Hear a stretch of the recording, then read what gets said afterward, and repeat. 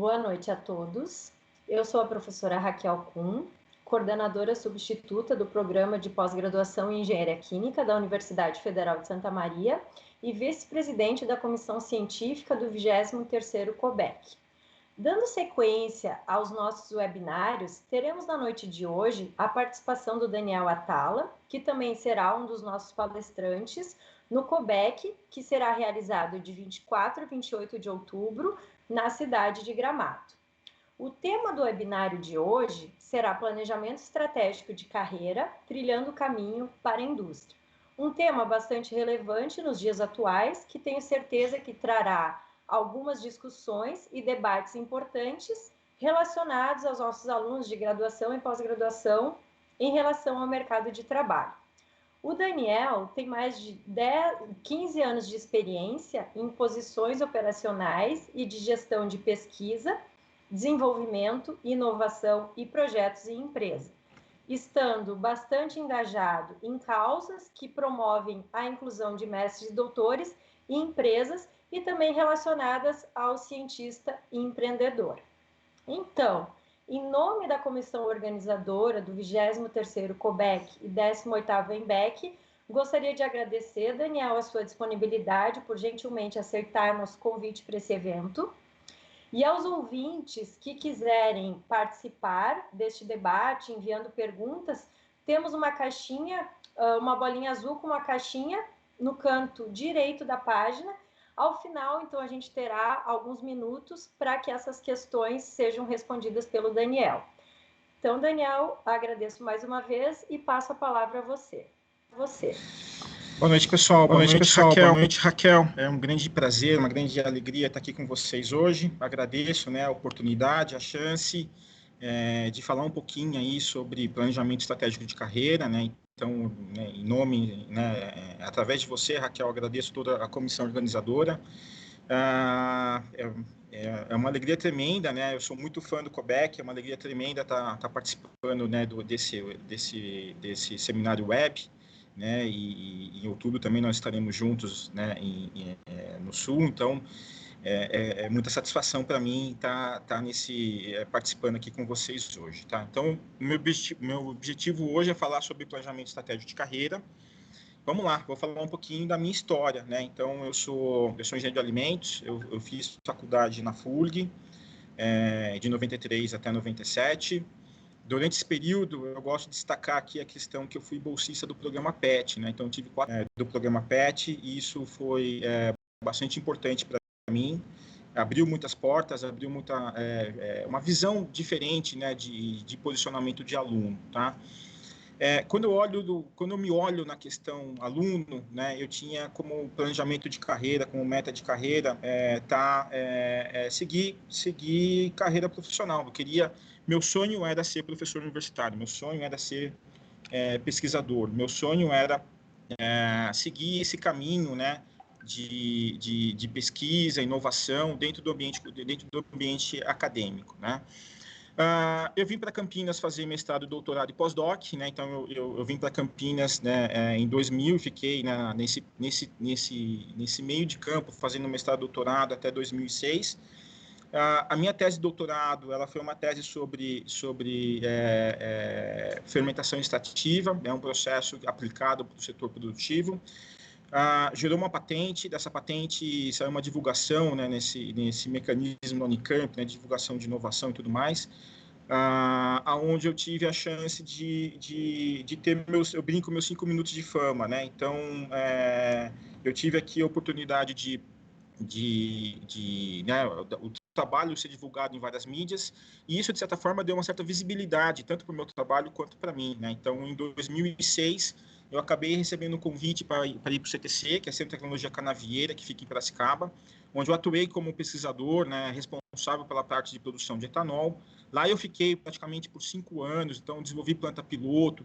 O desafio ali no CTC foi transformar minha pesquisa de doutorado, aquela pesquisa acadêmica de bancada, numa planta piloto, numa escala significativa de um processo industrial. É um sonho, no meu entendimento, a maioria dos dos pesquisadores, né? Ver a sua pesquisa se tornando realidade, né? Então, para mim, foi um desafio muito grande, mas até então, quando eu fui para o CTC, meu objetivo era voltar para a academia, né? Eu estava firme no meu sonho de ser professor universitário, tá?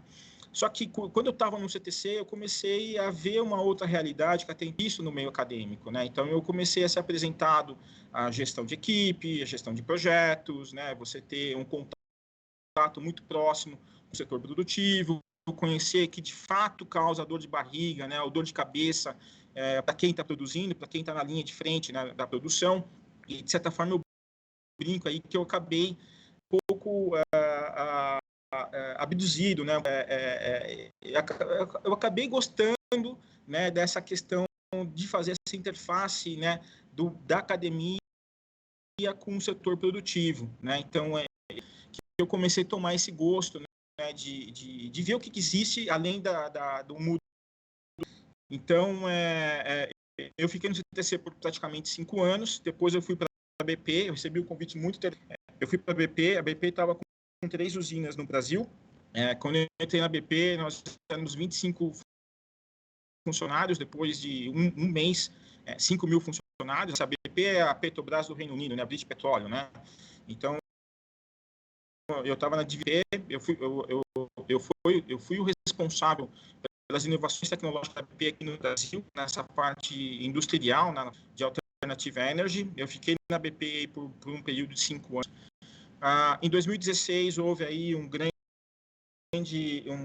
na questão do preço internacional do petróleo, e aí eu aprendi, né, como pesquisador que atua nesse atividade, a analogia que eu posso fazer aqui é o seguinte, né, o pesquisador de empresa, ele meio que é TV a cabo na nossa casa, né, quando né, o cenário aperta, né, então você costuma cortar aquilo que de certa forma não você no primeiro momento, né, e infelizmente P&D, quem lida com P&D é um pouco desse contexto, né, perde, né, situações acabei perdendo emprego por questões de posicionamento financeiro, tá? Então eu entrei numa transição de carreira, de certa forma não é fácil, não é uma coisa tranquila, né? Então você está empregado num dia, você não está empregado, então isso traz, né, uma certa instabilidade emocional, familiar, então saber lidar com isso é um desafio muito grande. Rápida passagem na Raízen, onde eu liderei o início do trabalho do projeto de biogás. A Raízen faz uma propaganda muito grande, né, nas mídias sociais pela questão do biogás. Eu fui o projeto no início. Na sequência, eu fui para o CTBE, um acelerador de partículas, né, o Sirius, né, então eu atuei lá como responsável pela divisão da planta piloto, divisão industrial. Foi uma experiência muito bacana para mim, porque continuava sendo ainda a interface entre empresa e academia.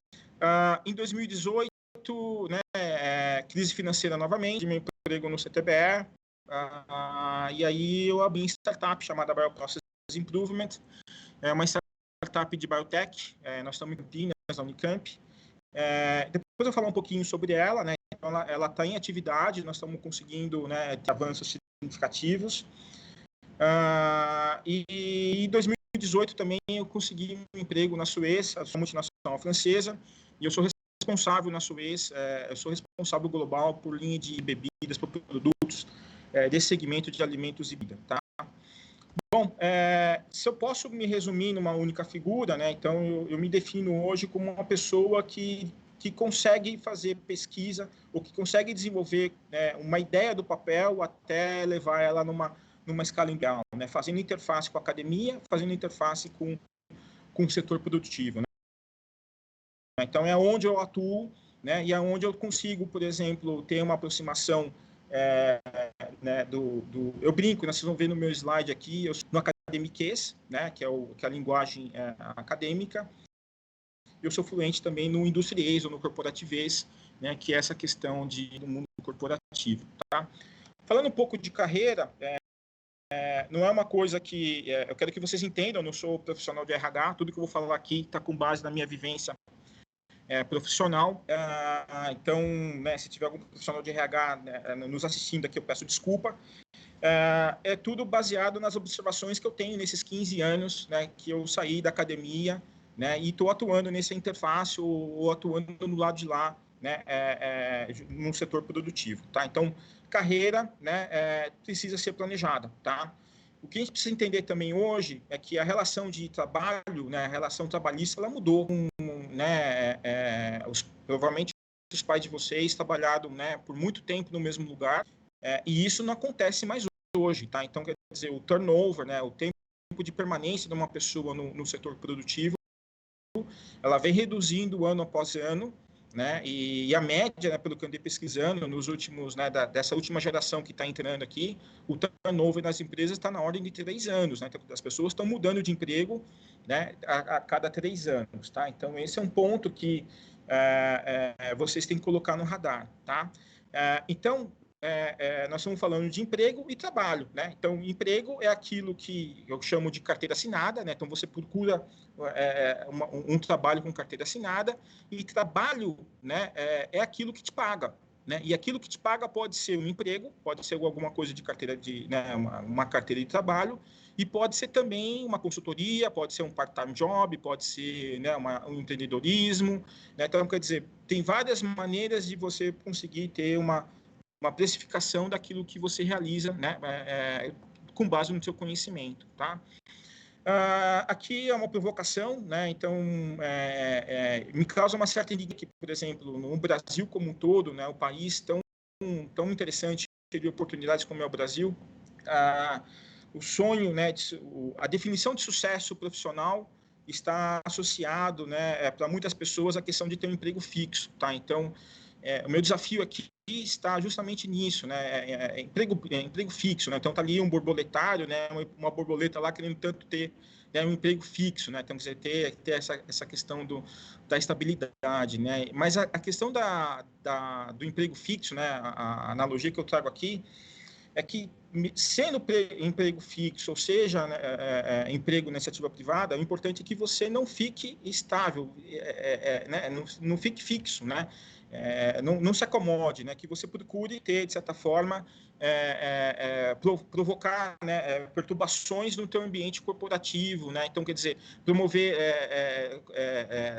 novos conhecimentos, né? Fazer novos cursos, né? Aumentar a tua rede de contato, né? Promover mudanças internas de trabalho, né? O job rotation. Então, quer dizer, mesmo estando no ambiente, né, de emprego, vamos dizer assim, fixo, estável, né? Não se torne fixo, tá? Esse é o desafio, a primeira provocação que eu coloco aqui, tá? Bom, quando você vê ali, né, eu vou fazer graduação, né? Então, quer dizer, depois da graduação, né, bom, vou até um pouquinho antes, né? A gente, quando você está no ensino médio, né, tudo não fica na tua cabeça. E aí, que curso você vai fazer? O que você vai ser quando crescer? Né? Então, você tem todo aquele plano, né, de pensar o seu amanhã, né, daquilo que você deseja, procurar carreiras, né? E parece que quando a gente entra na faculdade, a gente esquece disso. E está errado. Tá? Quando a gente entra na faculdade, né, a gente tem que continuar olhando para o amanhã. A gente tem que continuar olhando para o nosso futuro. Né? Aonde eu quero estar daqui 2, 3, 4, 10 anos. Né? Então, quer dizer, se você não tem planos na tua carreira, né, você não consegue traçar metas, você não consegue traçar objetivos, nem, né, como chegar naquele caminho. Né? Então, quer dizer, você não pode ser, né, não pode deixar né, a correnteza te levar. Até pode ser, né, mas você tem que ser senhor da sua profissão. Você tem que ter a rédea, né, do seu da sua estratégia profissional, tá? Então, olhando aqui, né, por exemplo, na graduação, quando você termina a graduação, você pode ir para a pós-graduação, que foi o meu caso, né, você pode ir para o mercado, você pode empreender, você pode tirar aí um ano sabático, né, e você pode, sei lá, pegar um hobby, né, entender que nada daquilo faz sentido para você e transformar o hobby numa profissão, tá? Das pessoas que vão para a carreira, né, para a pós-graduação, o que eu faço aqui é que não, vocês podem ir para o mercado, vocês podem empreender, vocês podem tirar um ano sabático e vocês podem ter o hobby, né, transformar o hobby numa profissão, mesmo tendo doutorado, tá? Então, quer dizer, o fato de vocês terem mestrado ou doutorado não limita a sua atuação num mercado que é de virar professor ou pesquisador em universidades públicas ou privadas, tá? Esse é o ponto, tá? Então, quer dizer, nós temos que abrir o nosso leque de ação, tá? Uma certa similaridade com o mercado financeiro, tá? Pode parecer estranho, mas, por exemplo, se vocês, né, forem colocar, tiverem algum dinheiro e forem colocar para investimento, vão fazer um formulário que vai definir o teu perfil, né? Então, qual que é o teu perfil? É conservador, moderado ou agressivo? E baseado nesse perfil, ele vai indicar de investimento. Agora, do lado de carreira, né? Como vocês podem ver aqui, qual que é o seu perfil? Né? Então, você é uma pessoa mais conservadora, você é uma pessoa mais moderada, ou você é uma pessoa agressiva? Né? Então, se você é uma pessoa conservadora, né? Então, muito provavelmente você vai buscar aí, sei lá, concurso público, né? Não é fácil, tá, gente? Você está empregado hoje e perder o emprego no dia seguinte, né? Então, você tem, né? Então, você tem que se entender, né? E você se entendendo, sabendo quais são os riscos, né? Você se posiciona de uma forma mais adequada, tá? Então, quer dizer, eu particularmente considero que eu tenho uma posição moderada, né? E hoje eu estou ainda aqui em uma posição um pouco mais agressiva, tá? Então, quer dizer, em várias fases da minha vida profissional, eu tive 2 jornadas de trabalho, né? Eu tive dois empregos, 2, 3 empregos, né? Então, é um ponto que eu chamo a atenção para vocês, né? Então, quer dizer, eu tenho um plano A, um plano B e um plano C, né? Então, você pode dosar muito bem esse papel, tá? E também você ter aí a questão de, né, para quem tem um parceiro, né, então pode ser uma estratégia do casal, né? Então, quer dizer, um membro da família, né, um casal vai uma atitude agressiva e o outro membro do casal fica numa atitude conservadora. É uma estratégia muito válida, tá? Então, quer dizer, pensar profissionalmente como vocês vão se posicionar é muito importante, tá? Por exemplo, uma pessoa agressiva, ela é uma montanha russa, né? Então, por acaso aqui é um gráfico de investimento em ações, né? Então, você vai ter horas, né, que você está perdendo dinheiro e horas que está ganhando muito dinheiro, né? Enquanto que, né, as pessoas que procuram por um emprego fixo, estável, né, é o investimento na poupança, né? Você sabe que sempre vai ganhar aquele dinheiro, então você pode fazer planejamento de longo prazo, né? Então, quer dizer, não tem certo ou errado, não tem, né, o correto ou não, né? Tem a forma de você se planejar de uma forma da melhor forma possível, né? E sabendo que você tem risco de ganhar mais e ganhar menos, né? Então, quer dizer, fazer teu colchão para que no momento de baixa você tenha uma sobrevida, né? Então, é o ponto que eu quero trazer nessa discussão. Para quem for para a iniciativa privada, vocês não podem esquecer que, né, existe uma hierarquia e essa hierarquia é uma pirâmide, né? E pirâmide financeira, você sabe que traz, né, alguns ganham e outros não, né? Então, quer dizer, numa estrutura corporativa, né? Então, quer dizer, numa empresa, você vai ter um presidente, né? Você vai ter uma pessoa que está no topo da pirâmide, enquanto tem 5.000, 6.000, 2.000 pessoas na base. Não é todo mundo que chega no topo da pirâmide, né? Não é todo mundo que vai conseguir chegar, né, na parte alta, né, dessa pirâmide, né? E, por exemplo, quando eu estava na BP, eu estava nesse nível de gerência, né? E eu tinha meu chefe, que era o diretor, né? E eu tinha, né, abaixo dele tinha 5 pessoas, né? Então, quer dizer, se meu chefe subir ou se meu chefe sair da posição dele, é uma posição para 5, né? Então, quer dizer, quem de nós sobe? E também não quer dizer que um de nós vá subir, né? Então, às vezes, mudar de emprego, né, é uma estratégia de conseguir progressão de carreira, né? Então, quer dizer, não precisa ficar, né, 40 anos no mesmo local, né? Às vezes você pode fazer uma estratégia de mudar de um lugar para o outro, de modo a você subir nessa pirâmide, né, até chegar no lugar que você acha que é adequado para você. Não quer dizer que todo mundo vai chegar a presidente, tem muitas pessoas que preferem um nível de gestão, tem muitas pessoas que estão felizes, né, onde elas estão, tá, gente? Então, quer dizer, entender um pouco esses níveis hierárquicos, né, traz uma certa vantagem nessa tomada de decisão, tá? Então, a carreira profissional ela exige estratégia e planejamento. Esse é o ponto-chave, tá? Então, estando na iniciativa privada ou não, né, falando academiquez ou corporativez, você tem que ter um planejamento estratégico da sua carreira, tá? O que é indicado a gente fazer esse planejamento estratégico de carreira, né? Então, uma ferramenta que eu trago aqui é o PDI, que é o teu plano de desenvolvimento individual. né? Então, quer dizer, é o teu próprio plano, né? O seu olhar, né, para os próximos anos. Então, por exemplo, né, sei lá, estou terminando a graduação, eu quero muito fazer um doutorado fora do país. Pô, então tá bom, então daqui 5 anos, né, daqui 2, 3 anos, eu quero estar para fora do país. Que país eu quero estar? Sei lá, eu quero estar num país de língua inglesa. Ótimo, eu falo inglês? Não. Então, para eu conseguir aquilo, eu tenho que começar a fazer meu inglês. Então, quer dizer, eu tenho que tomar ações hoje para viabilizar, né, a minha ida para fora do país daqui 4, 5 anos, tá? Então, né, daqui 5 anos eu quero virar diretor de uma multinacional. Ótimo, para eu virar diretor de uma multinacional, eu tenho que ter algumas habilidades, né? E essas habilidades eu tenho que desenvolver agora, né? Então, né, parte dessas habilidades eu vou desenvolver agora, eu não vou deixar para quando virar diretor eu vá desenvolver essas habilidades, entendeu? Então, quer dizer, você tem que estar preparado, né, para que quando as oportunidades surjam, né, você esteja apto a elas, tá? E o plano de desenvolvimento individual também não é uma coisa que está escrito em pedra, tá? Então, quer dizer, ele é mutável, tá? Então, por exemplo, eu, particularmente, olho o meu plano de desenvolvimento individual a cada 6 meses. E quando eu tenho uma oportunidade nova, ótima, vamos tudo, né? A gente muda, né, o contexto, tá? Então, fazer mudanças é bacana, tá?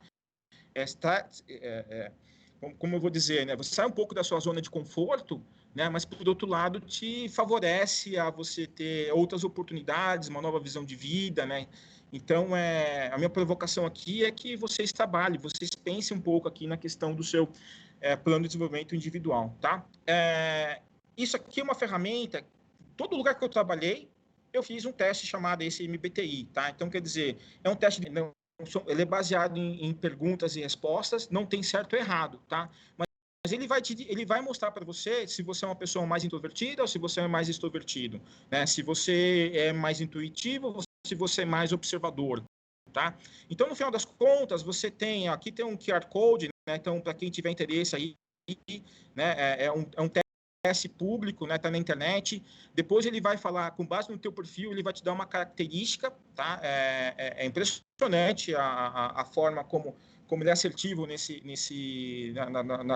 nos comentários. E ali tem uma informação muito importante que eu gostaria de chamar a atenção aqui.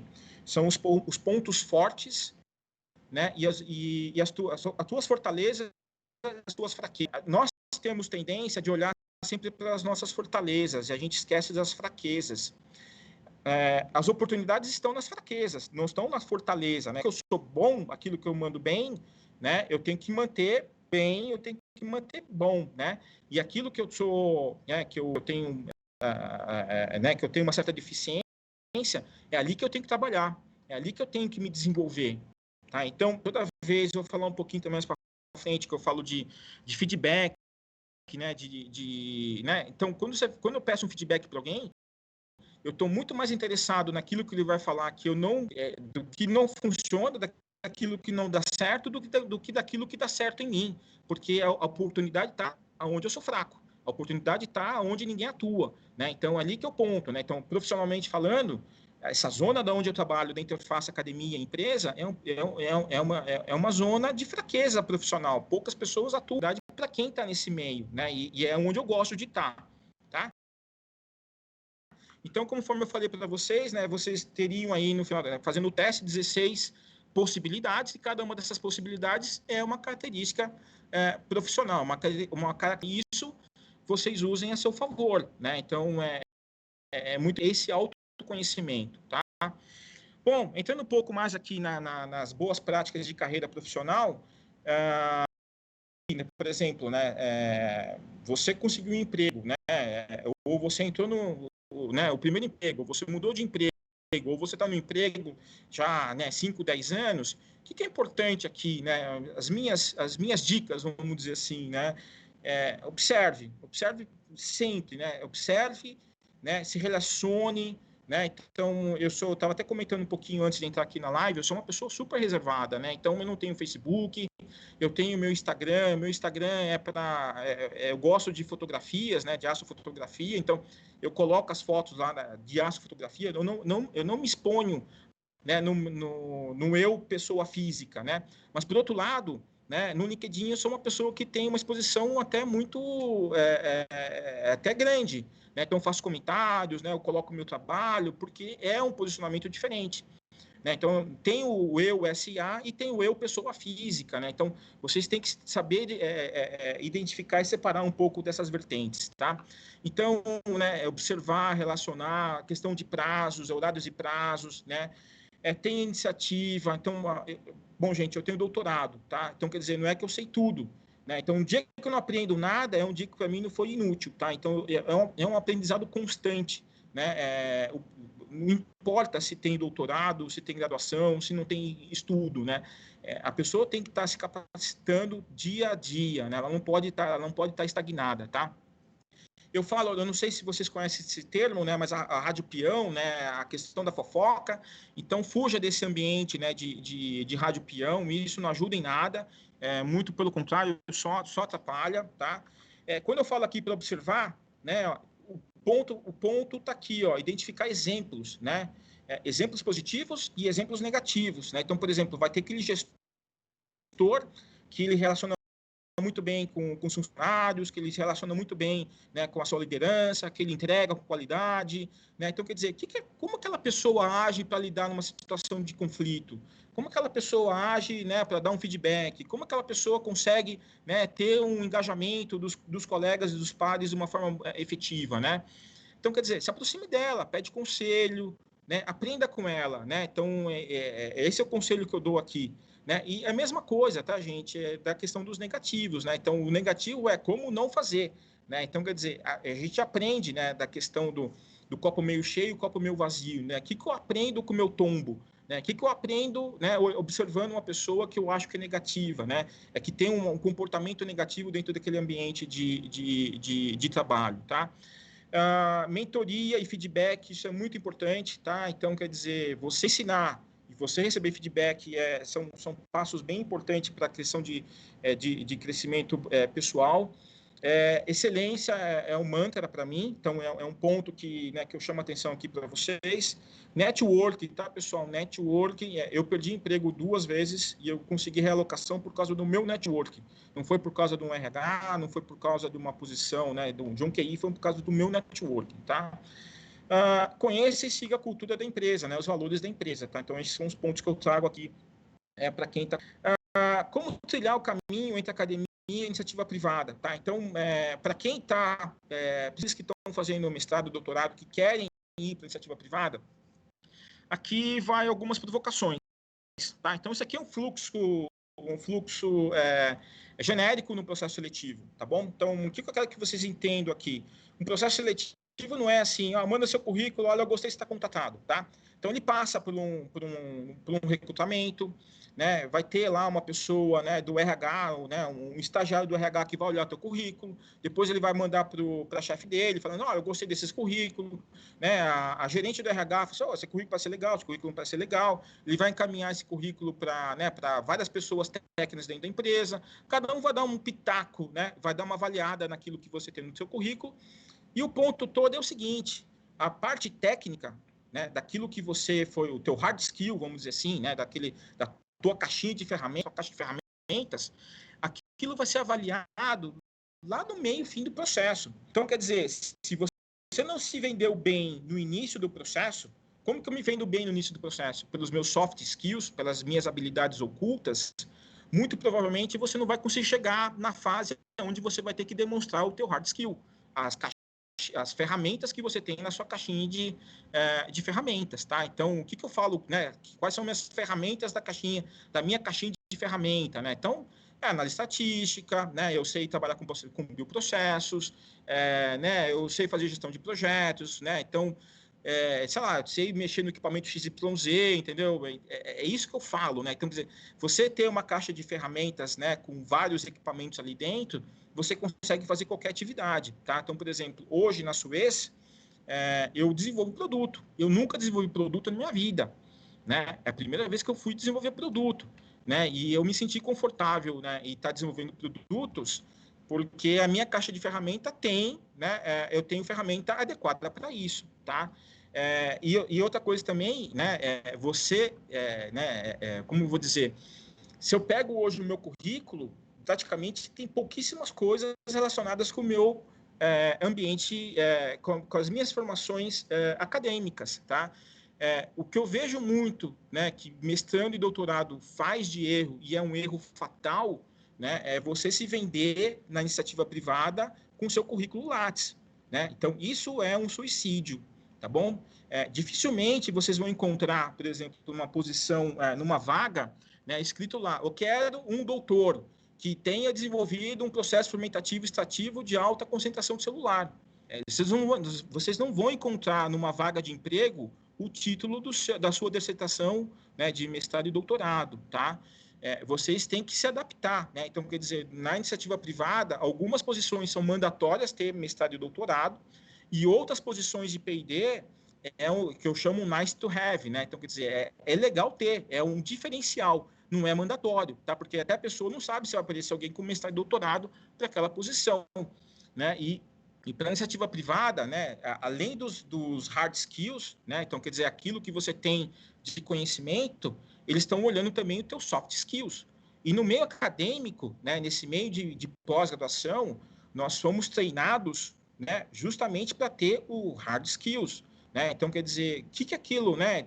O que é aquilo que eu sei mexer, né? Quais são as minhas experiências acadêmicas, quantos artigos eu publiquei, né? Então quer dizer, esse é um tipo de informação que não ajuda muito na questão de quem está selecionando, tá? É importante. Então, você entendendo um pouco esse mecanismo, né, você tem que se posicionar de forma distinta, né? Então, no fundo, né, o que as pessoas estão procurando naquelas primeiras fases, né, do processo recrutativo, é aquilo que eu chamo de habilidades ocultas, né? Então, quer dizer, quais são suas experiências, né, o que você tem de experiência com trabalho em equipe, né, com treinamento e capacitação de pessoas, como você é trabalhando sob pressão, você sabe lidar com conflitos, né, você sabe trafegar em outras instâncias, né, então, quer dizer, tem um trabalho na empresa que eu preciso do departamento de qualidade, que eu preciso do departamento de P&D, que eu preciso do departamento de, sei lá, né, de mecânica, seja qual for, entendeu? Você consegue fluir por essas instâncias de uma forma muito boa, né? Você sabe lidar com gestão de projeto. Todo projeto científico que a gente faz lá um cronograma da execução do projeto. E a gente não coloca no nosso currículo quem sabe fazer gestão de projetos, né? Então, quer dizer, não é a mesma forma que se faz na empresa, mas nós temos experiência, sim, em fazer gestão de projetos, né? Nós temos muita experiência em lidar com inovação, e a gente acaba não colocando isso no nosso currículo, né? Todo doutorado geralmente lidera um mestrando, que lidera uma pessoa de graduação. Então, quer dizer, nós temos sim gestão de pessoas.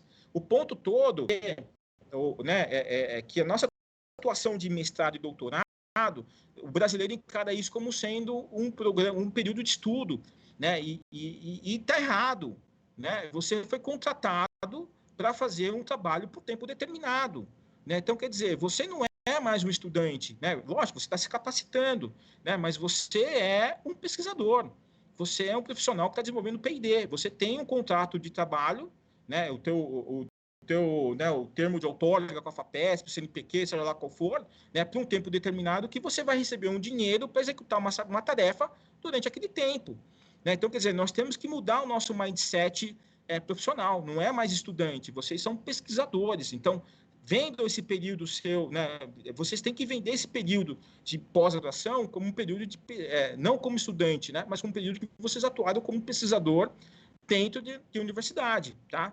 Não está errado, tá, gente? Não está errado, tudo bem? Quando eu falo aqui do academiquez versus o industriês ou corporativês, né, então, quando, né, o academiquez é aquele, né, YZ, né, fiz sequenciamento na região do 16S, né, sei lá, CGMS, cinética, né, Saccharomyces cerevisiae, enquanto que o outro lado está olhando assim, olha, qual que é o prazo, qual que é o escopo, qual que é o NPV, qual que é o TIR, quanto que eu ganho, qual que é o risco, né, como que eu vou liderar isso, quais são as etapas do projeto, né, então, quer dizer, tudo isso, né, é uma opção, tá, então, quer dizer, quando a gente fala com uma pessoa que não entende aquilo que eu estou falando, o interesse se perde, né? Então, nós temos que ter o trabalho, né, de comunicar de forma adequada para o público-alvo, tá? Então, quer dizer, aprender essa questão da comunicação, como que eu me vendo hoje, por exemplo, da minha tese de fermentação extrativa com ácido alcoólico, né? Eu vendo da seguinte forma, olha, eu desenvolvi um processo inovador que permite que ganhe de 50% na eficiência de remoção de álcool, com ganhos energéticos. Então, quer dizer, eu não falei de fermentação extrativa, não falei de Saccharomyces, não falei de nada disso. Eu estou vendendo a ideia para o computador, que ele permitiu ganhos de eficiência e performance da ordem de 50%. É como você envelopa o mesmo assunto de diferentes formas, tá? Bom, esse é o meu currículo do Lattes, né? Que é um currículo do meio acadêmico, e esse é o meu currículo, né? Então, quer dizer, eu não vou nadar usando ferramentas de tênis, né? E também não vou jogar tênis com sunga, né? Então, o que você vai? Você tem que ir com as ferramentas adequadas, tá? Então, para o ambiente corporativo, você tem que ter um currículo adequado àquilo, que vai valorizar os teus soft skills, você tem que passar por aquelas fases, né? E mostrar aquilo que você tem de hard skills. No mundo acadêmico, em que interessa é artigos, orientador, né? A questão de impacto, que projeto você conseguiu. Então, quer dizer, são conceitos que o aluno de mestrado e doutorado tem que estar ciente. E cabe aqui, né? Eu acho que no público hoje tem muitos professores adaptarem, né, um pouco desse currículo profissional, né? Então, não adianta hoje, né, a gente formar programas de excelência de pós, somente ter pessoas que vão atuar dentro de universidades. Isso não vai ser mais a realidade futura. Eu vou até mostrar uns dados aqui. Então, nós temos que repensar um pouco essa questão do nossa formação de mestres e doutores no Brasil, tá? Bom, tem, né, um outro tipo de posicionamento, não é Facebook, não é Instagram, tá? E também não é currículo Lattes, tá?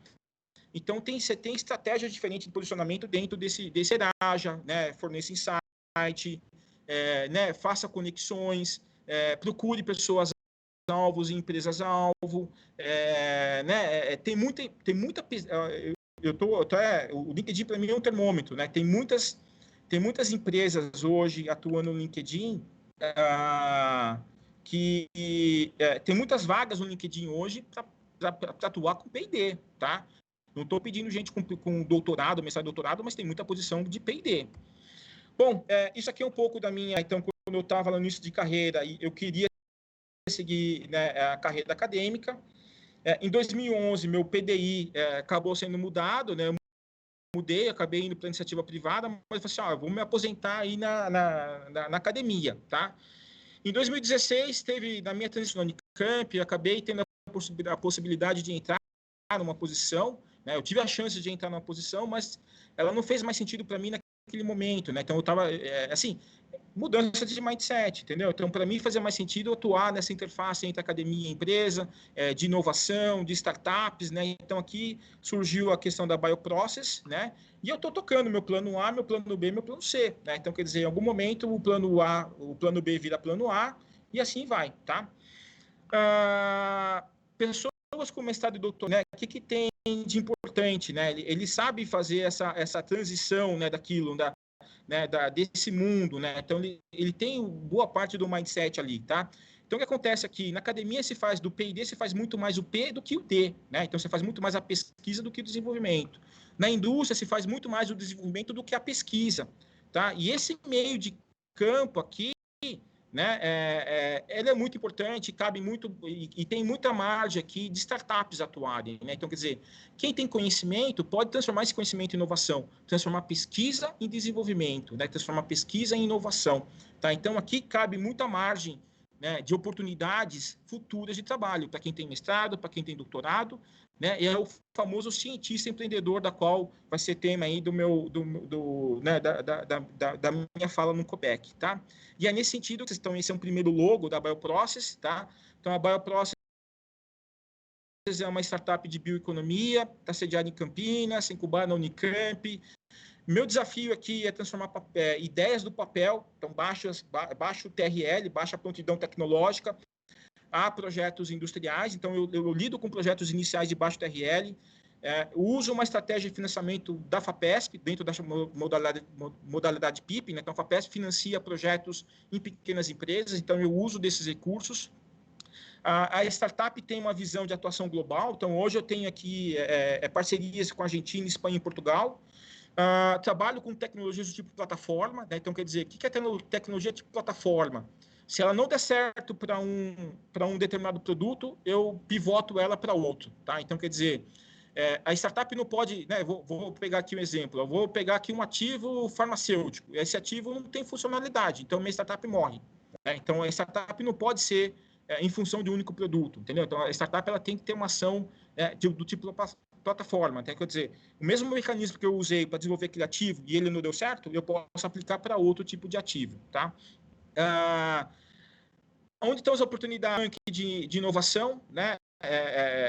Vamos olhar aqui esses rankings que tem espalhado, né? Então nós temos aqui um ranking de artigos, o Brasil está lá no meio, né? Nos top 25, né? Então nós temos uma posição muito interessante nesse tipo de ranking.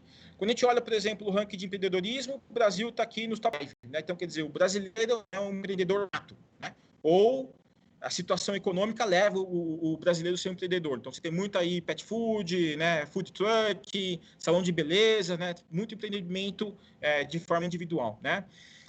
Só que quando a gente olha o ranking de inovação, nós estamos lá na rapeta do ranking. Então, quer dizer, brasileiro tem, né, o Brasil tem um científico muito bom, brasileiro gosta de empreender, só que brasileiro não sabe transformar conhecimento em inovação. E aqui que eu acho que tem uma oportunidade muito grande para essa questão do meio acadêmico, né?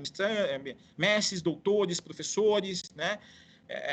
A mensagem é: vamos transformar conhecimento em inovação, né? E é um pouco disso que eu tento fazer através da Bioprocess e desafio, né? Convido vocês aí também a seguirem por esse caminho tão pertinente, tá?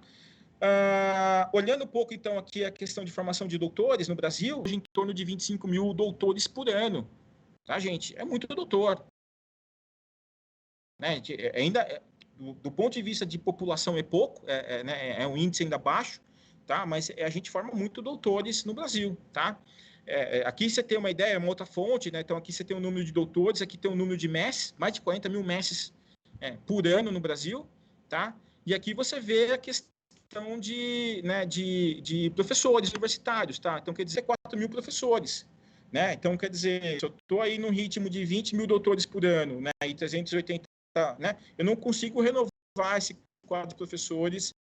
Eu teria que renovar esse quadro de professores aí numa ordem de 20 anos, mais ou menos, e não tem condição para isso. Então, eu não quero ser apocalíptico, né? Mas não vai ter vaga para professores, para todos esses doutores que estão sendo formados hoje, né? Então, quer dizer, a gente não pode, né? Eu brincava lá que terminou o doutorado, né? Eu deixei de ser, né, um potencial e virei um problema social. Isso não tem outras opções. Nós temos que abrir mente, nós temos que treinar pessoas para, né, o meio acadêmico tem que treinar esses doutores para atuar não também fora da academia, fora dos mundos da universidade, né? E é isso que o desafio, né, que eu quero provocar aqui nessa conversa, que imagino eu tem bastante professores em universidades, né? Currículo de pós-graduação, né? Não que, por favor, não me entendam mal, não que não seja importante formar doutores, mas nós temos que dar opções, né, para que esses doutores atuem em outro segmento, tá? Então, quer dizer, isso vai fazer o Brasil crescer, isso, né, gera emprego, gera renda, né, gera fixação, né, do trabalhador. Tem muita fuga de doutores, né? Então, como a gente pode fazer para fixar esse doutor no Brasil, né? Então, eu enxergo que é possibilidade, tá? Infelizmente, nós temos aqui, né, essa notícia, né, que o desemprego entre mestres e doutores no Brasil é de 25%. Né? Em partes é verdade, mas por outro lado, é uma falha de comunicação nossa. A gente não está conseguindo se vender de uma forma adequada. Tá? Então, quer dizer, de novo, ajudei muita gente já a trabalhar currículo, né, se vender de uma forma melhor. Não pode ir para o mundo acadêmico, para o mundo corporativo, com currículo látis debaixo do braço. Você tem que se adaptar, você tem que se comunicar de uma forma adequada. Existem muitas vagas de P&D no LinkedIn, principalmente, que não está escrito lá, eu quero um doutor. Ele quer o cara que vai trabalhar com inovação, o cara que vai trabalhar com no laboratório de P&D, entendeu? Então, nesses tipos de lugares, né, você ter um doutorado é um diferencial muito forte, tá? Então, olhem para esse tipo de vaga, olhem para esse tipo de posição, tá? Bom, né? Então, os meus contatos aqui, eu sou bem ativo no LinkedIn, eu acho que vai ter muita discussão aqui, né? Então, eu vou deixar aí para algumas perguntas, mas se não conseguir responder todas, né, por favor, me mande um e-mail, né, me conecte no LinkedIn, né, se precisar de alguma ajuda, né, dentro do possível, eu estou ajudando bastante pessoas, então me coloco à disposição aí também para colaborar com vocês, né, e é extremamente importante, né, eu tenho uma bandeira de doutor, né, do PhD na firma, né, então quer dizer, é muito bacana atuar com P&D na iniciativa privada, tá? É muito bacana, tá? Não é só dentro da universidade. É muito bacana você ter a sua startup, você fazer ela andar, você fazer ela crescer. Então, né, não se privem dessa oportunidade de atuar na iniciativa privada ou de atuarem dentro do seu próprio negócio, tá? Eu levei muito tempo para isso, né? Isso traz certa vantagem, né? E por outro lado, eu perco um pouco de agilidade, né? Já estou com os cabelos brancos, né? Então, eu estou no momento aqui de transferir conhecimento, né? E está sendo para mim muito prazeroso, né? Ter essa chance, essa oportunidade de defender essas duas bandeiras, né? E de atuar também nessa questão do empreendedorismo, da inovação, contribuindo com esse indicador tão importante para nossa economia, para o nosso futuro, né? Então, bom, Raquel, é isso aí, né? Vamos ver agora que nós temos de perguntas, né? Vamos lá.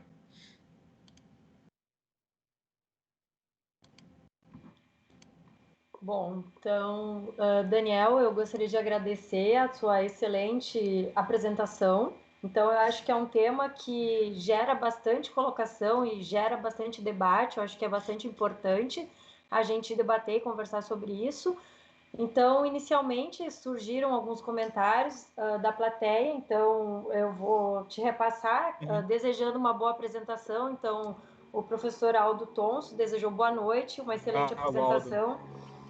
E o Paulinho, teu contemporâneo lá da FURG, do PET, também te parabenizando pela palestra e desejando um grande abraço. Que bacana, que bacana. Obrigado. O Aldo foi muito importante no meu doutorado. Por causa dele, eu aprendi o LabVIEW. Por causa dele, por consequência disso, eu tenho uma startup hoje falando de software sensor por causa do LabVIEW, né? Então, é um cara que marcou bastante. E o Paulinho, um grande amigo, né? Então, o PET lá da FURG, de fato, é um ponto de virada na minha vida profissional e relevante, né? Então, obrigado. Tá bom, então, assim, eu vou começar aqui com algumas perguntas que surgiram, tá? Primeira delas, então, que pediram para te dar a tua opinião, por exemplo, para quem deseja ir para a iniciativa privada, trabalhar durante o doutorado seria uma ideia interessante, com o objetivo de desenvolver alguns soft skills, ou é melhor se dedicar exclusivamente à pós-graduação durante esse período? O que tu acha? Olha, não tem um certo e errado, tá, Raquel? É um pouco de cada um, tá bom? Então, eu particularmente fiquei full time no mestrado e doutorado, tá? Eu acho que isso é bacana, coloca foco, né? Coloca objetivo, né? Você respeita os prazos, né? Mas por outro lado tinha bolsa de estudo, né? Então, né? Era uma coisa que me mantinha nesse, né? Eu tinha a possibilidade de ficar dedicado full time, né?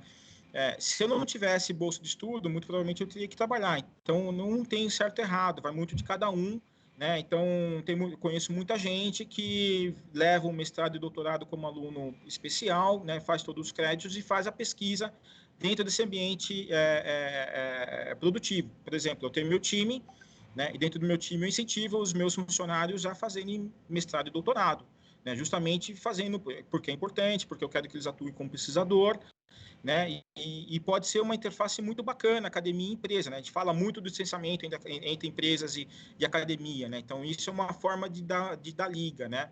Eu acho que tem outro ponto também bacana que eu acabei não falando, tem um programa muito legal hoje do CNPq chamado Inova Talentos, tá? Eu, particularmente, na Suécia, contratei, né, esse programa, então eu estou incentivando aí a questão de trazer um doutor para atuar dentro de empresa, tá? Então, tem bastante oportunidades, não tem certo ou errado, cada um tem um momento, tem, né, uma situação que tem que ser ponderada. O ponto todo não deixe de fazer, não deixa de se aperfeiçoar nunca, tá? Então, seja por um MBA, seja por uma especialização, seja por um mestrado, seja por um doutorado, né? Seja por um conhecimento adicional que você vai tendo. Então, o aprendizado ele é contínuo, tá? Tá bom.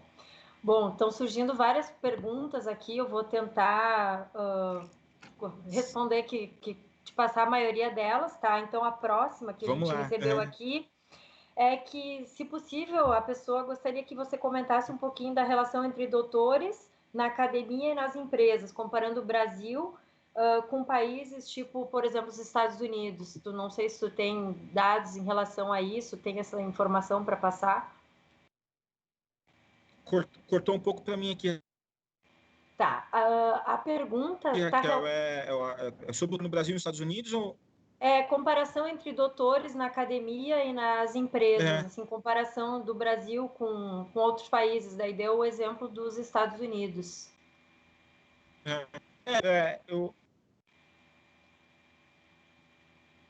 Exato. Tá? Nos Estados Unidos você tem um financiamento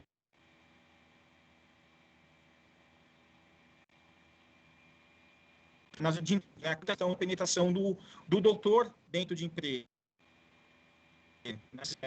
Eu acho isso muito bacana, tá? Eu acho isso muito pertinente. No Brasil, não. A gente acaba formando o doutor para ficar dentro da academia, tá? Seria bacana, né? Acho que uma relação, sei lá, uma sugestão que vai aqui, né? Seria muito bacana você pegar um professor, né? E ele fazer, sei lá, um período sabático dentro de uma empresa, né? Então, aquilo que você viu na prática, né? Então, e isso ajuda também a desmistificar um pouco dessa distância, né? Então, sem dúvida alguma, quando eu estava nos Estados Unidos, né, que eu fiz lá a questão né, quando eu estava na BP, até mesmo na Suez agora, né? Então, o corpo de pesquisadores nesses países, eles são praticamente de doutores, né, que vêm de grandes universidades, né? E eles têm uma formação direcionada para atuar em empresas, não para atuarem também dentro não somente dentro da universidade, né? Mas para ter essa atuação também fora do mundo das universidades, tá? Tá.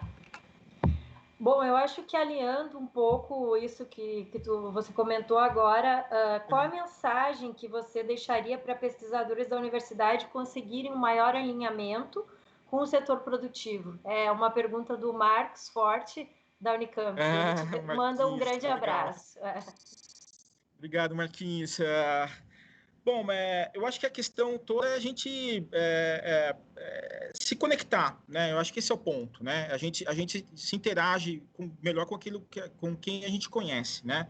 Então, eu acho que entender um pouco o segmento, saber que de fato aquilo é importante, o que é problema para ele, entendeu? O que ele gostaria de ter, né? O que ele espera do aluno, o que ele espera né, da universidade em si, né? Então, quer dizer, interagir, né? Então, quer dizer, sair um pouco dessa esfera acadêmica, né, interagir dentro do LinkedIn, né, que é uma rede social hoje, né, que é focada nisso, participar de eventos setoriais, participar de eventos de feiras técnicas. Então, por exemplo, se minha atuação sei lá, dentro do setor sucroenergético, por que não lá visitar, né, a FenaSucro, que fica aqui em Sertãozinho, né, conhecer pessoas, né, ver de perto o que é um problema para o setor, entendeu? Então, quer dizer, quando você começa a conhecer as pessoas, eu falo isso dos dois, tudo isso que eu estou falando é de duas mãos, né? Então, a própria indústria também tem que fazer esse papel, tá? Não somente a academia, né? Mas quando você começa a conhecer melhor um outro, quando você começa a ter esse engajamento, conhecimento, você começa a direcionar um pouco a questão da tua própria pesquisa, você começa a direcionar um pouco também da formação dos teus alunos, você consegue favorecer a entrada dessas pessoas nesse ambiente corporativo e, de certa forma, trazer, né, aquele loop infinito que eu falei, né, de pesquisa, desenvolvimento, indústria, né? Então, você começa a participar um pouco dessa engrenagem, né? Então, como eu atuo também, eu entendo que não tem uma resposta certa ou errada, mas eu acho que tanto a academia quanto a indústria tem que descer um pouco desse isolamento, né, abaixar um pouco a guarda, né, e tentar fazer uma aproximação, né, efetiva, né, conversarem, entendeu? Comunicarem, né, ter essa colisão sinérgica, não colisão, né, maléfica, vamos dizer assim, né? Tá bom. E, assim, a gente ainda não tem um tempinho, né? Porque a gente começou um pouquinho depois, vamos mais com algumas perguntas aqui. O que você considera mais importante como uma principal? Tu falaste de algumas características, habilidades que a gente teria que desenvolver, mas dentre, qual seria uma característica importante para um estudante que deseja, né, tanto da pós-graduação, que deseja ter uma atuação numa empresa? O que ele deveria se preocupar, principalmente nesse momento, né? Uhum. Eu acho assim, de certa forma, Raquel, a gente desenvolve um pouco dessas habilidades. Só que quando a gente está no mestrado, doutorado, na graduação, a gente acaba não externalizando essas habilidades, entendeu? Então, nós temos que expor mais aquilo que nós temos de habilidades ocultas e soft skills, tá? Então, a gente fica muito preocupado em mostrar aquilo que a gente sabe, daquilo que nós temos de ferramenta, mas a gente não mostra um pouco nossas habilidades de liderança, a gente não fala um pouco das nossas habilidades de empatia, né, de se preocupar com o próximo, né, de fazer uma gestão de um recurso, né, uma gestão de um projeto, de ensinar pessoas, entendeu? Então, quer dizer, expor um pouco mais. A gente acha que o importante são os hard skills, enquanto que o importante é um todo, né? Você tem que saber balancear isso, né? Então, quer dizer, se a gente pega um currículo acadêmico, né, ele está muito mais focado no hard skill do que na questão dos soft skills. E saber dosar isso de uma forma correta é o desafio, tá? Para quem está saindo da faculdade agora, que tem somente a graduação, expor muito mais essa questão das habilidades. Eu sou um cara introvertido ou extrovertido, eu sou um cara disposto a aprender, né, ser receptivo, né? Então, quer dizer, depende também do estágio que você está profissionalmente falando, né? Então, você tem estratégia para se posicionar de uma forma mais adequada, né, a depender da situação da qual você se encontra. Tá bom. E outra pergunta aqui que chegou é que você acredita que aqui no Brasil tem aumentado as oportunidades para estudantes de pós-graduação atuarem em empresas nos últimos anos?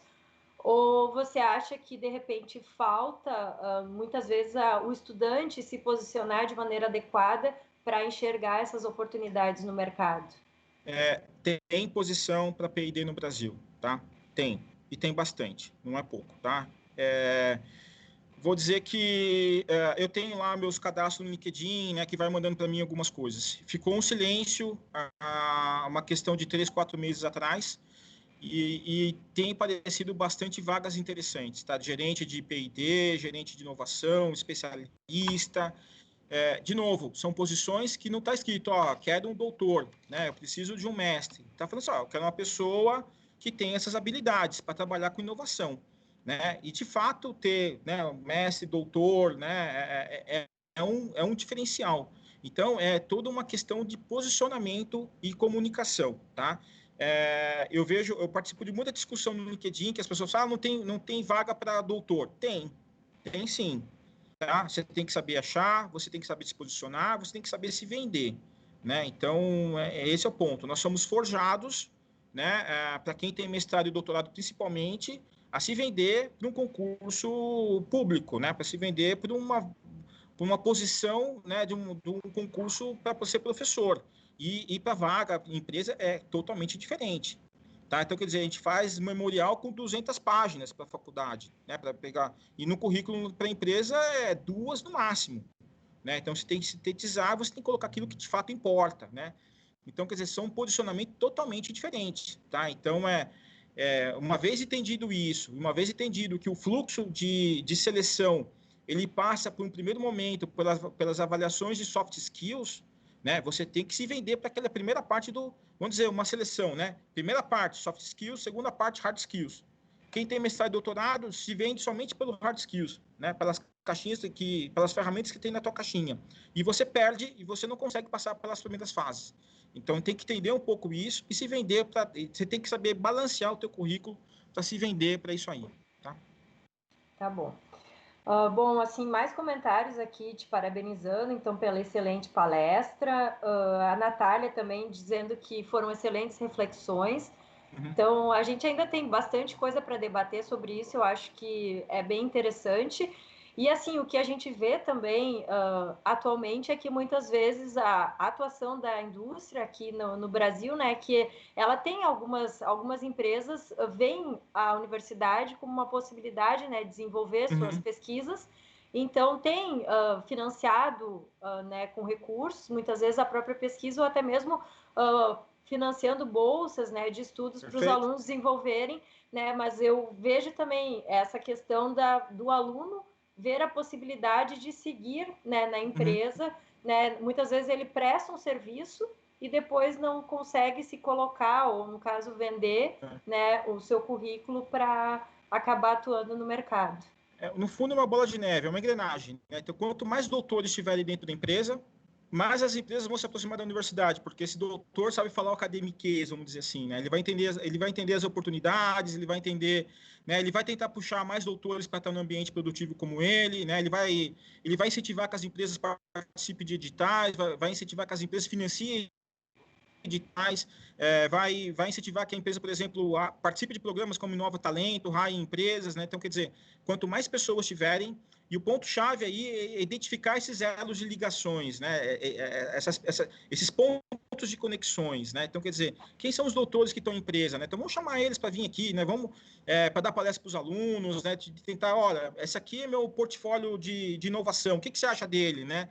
O que seria interessante para você, ou o que é problema para você para que eu possa resolver, né?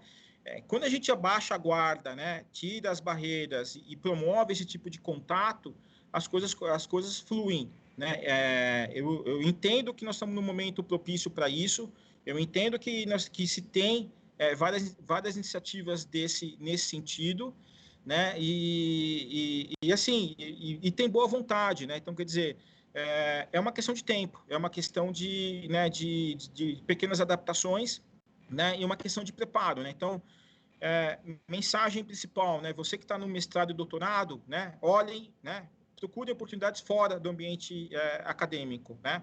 Você, professor, né? Como que eu posso adaptar, né, o meu programa de pós-graduação, o meu currículo de graduação para essa nova realidade de trabalho que está imposta hoje aí, né? Então, quer dizer, como que eu posso formar, né? Em vez de, por exemplo, né, quando eu fiz o concurso na Unicamp, eu defendi o trabalho de tese empreendedoras. Então, meu indicador de sucesso não seria aluno de pós-doc, mas seria patentes com PIPs aprovados, entendeu? Quer dizer, como que eu mudo o mindset de pesquisa, né? Então, tem que ter pesquisa base, tem que ter pesquisa, né, que consolida o conhecimento, mas nós também ter pesquisa aplicada. Tem gente interessada em empreender, né? Então, como que eu posso transformar uma tese acadêmica numa tese empreendedora, né? Então, quando a gente começa a entender um pouco desses conceitos, né? Quando a gente abre uma discussão nesse ponto, né? As coisas começam a acontecer, né? Eu já vejo vários professores tentando fazer ou atuando dessa forma, né? E isso é muito bacana, é muito gratificante, né? E saber que cada um tem um papel importante nessa engrenagem, né? Bom, eu acho que pelo passar do tempo, eu vou fazer a última pergunta para ti, depois eu dou a possibilidade, se tu quiser fazer algum comentário final. Uma outra pergunta que chegou aqui para a gente, qual é a sua opinião, então, que seria a melhor estratégia para pesquisa científica na universidade em específico? É investir em produtos de alta TRL ou baixa? Qual que seria a sua opinião em relação a isso? Assim, né, só para entender, TRL é prontidão tecnológica, nível de prontidão tecnológica, tá? Então, alto TRL significa que aquela pesquisa está apta para ir para o mercado, né? TRL 6, 7, 8, nós estamos falando já de prova de conceito, nós estamos falando já de pesquisa em nível piloto, em escala significativa, tá? Esse tipo de pesquisa é uma pesquisa de melhoria incremental, né, de certa forma, né? Então, a parte disruptiva dela foi feita nas etapas anteriores. Então, entender o nível TRL da qual está a tecnologia, ela vai, de certa forma, direcionar, né, aquilo que você vai desenvolver. Então, por exemplo, a Bioprocess, né, e muita coisa que eu faço na Suez, nós olhamos para projetos de baixo TRL. Projetos de baixo TRL são projetos de alto risco, você não tem uma ideia, né? Eu não sei se vai funcionar. Então, pode ser que aquela ideia, pode ser que aquilo dê certo, pode ser que aquilo dê errado, né? Então, quer dizer, entender risco e tomar ações para mitigar o risco, né? Eu acho que isso é o ponto. Eu Daniel Atala, particularmente falando, eu prefiro, me desafia melhor começar com coisas desconhecidas, coisas, né, projetos de baixo TRL, tá? Então, é um ponto importante, né? Cada pessoa se entender, cada pessoa, né? Tem pessoas que é muito detalhista, né? Então, sei lá, ele vai olhar aquele processo, nossa, mas se eu mexer aqui, não sei o que lá, se eu mudar essa linha daqui para lá, eu posso ter ganho. Então, quer dizer, é importante os dois tipos de pesquisa. A pessoa tem que entender qual que é o seu perfil também, né? Para atuar em termos dessa questão de TRL, né? Mas vamos pensar um pouco assim, né? A UTRL está mais próximo, está mais pronto para o mercado. Já tem MVP, já tem ensaio feito em planta, né? Baixo TRL são pesquisas que precisam muitas vezes até de pesquisa básica, tá? Uma patente, tá? Uma patente não quer dizer, você tem uma patente, não quer dizer que essa patente tem alto TRL. Muitas patentes têm baixo TRL. Tá? Então, a gente tem uma percepção errada. Eu tenho patente, está pronta para ir no mercado. Muitas vezes não, tá? Quando você pode ter uma patente, mas aquela patente, aquela ideia, aquela coisa está protegida, ela tem um TRL baixo, tá? Ela não está pronta ainda para ser mercado. Então, a gente tem que entender um pouco esse cenário de inovação. No Brasil, eu vou falar um pouquinho mais disso, spoiler, né? Vou falar um pouco mais disso no Cobec, né, em outubro, né? Então vai ser uma grande alegria falar um pouco disso lá ao vivo no Cobec, né? Presencialmente no Cobec, né? Tá certo, então eu te agradeço mais uma vez e eu queria deixar um espaço, se quiser fazer algum comentário, alguma colocação final antes da gente fazer o encerramento, então o fechamento. Não, Raquel, eu agradeço muito a oportunidade. Por isso que eu falei, eu sou muito otimista, né? Porque eu já participei de várias edições do Cobec como aluno, e eu nunca vi esse tipo de discussão, né? Então, né, ser um vetor, né, para esse tipo de provocação, não quer dizer que eu estou certo 100%, não quer dizer que estou errado 200%, mas provocar, né, essa reflexão objetivo, né? E eu espero, né? Meu objetivo pessoal foi tentar fazer um pouco desse brainstorm com vocês, né? Pensar um pouco fora da caixinha, né? Então, eu agradeço, né, Raquel, pela oportunidade. Agradeço, né, o Cobec, né, pela essa chance, né, de falar num tema tão desafiador. E convido, né, para quem tiver dúvidas, para quem quiser filosofar, para quem quiser, né, conversar um pouco, estou totalmente disponível, tá? E é um tema que me agrada bastante e eu acho que quanto mais gente tiver né, defendendo bandeiras como essa, a gente vai ter um futuro diferente, né, para os nossos doutores, para os nossos, né, engenheiros, né, para o nosso país, né? Então, agradeço novamente aí pela oportunidade de estar participando, né, dessa live, né, em outubro ao vivo, né, num evento da qual eu admiro, respeito e para mim é uma honra muito grande, né, fazer parte desse corpo de palestrantes do Cobec, tá? Obrigado, Raquel. Bom, então, em nome da comissão organizadora do 23º COBEC, do 18º EMBEC, eu gostaria de agradecer a sua excelente explanação, então, e ressaltar, como você já falou, que durante o congresso, então, as pessoas terão oportunidade de maiores discussões, maiores debates a respeito disso, e empreendedorismo, então, cientista empreendedor, e lá no COBEC, então, que será realizado no mês de outubro em Gramado. Gostaria de agradecer a presença de todos, desejar uma boa noite. Muito obrigada. Obrigada.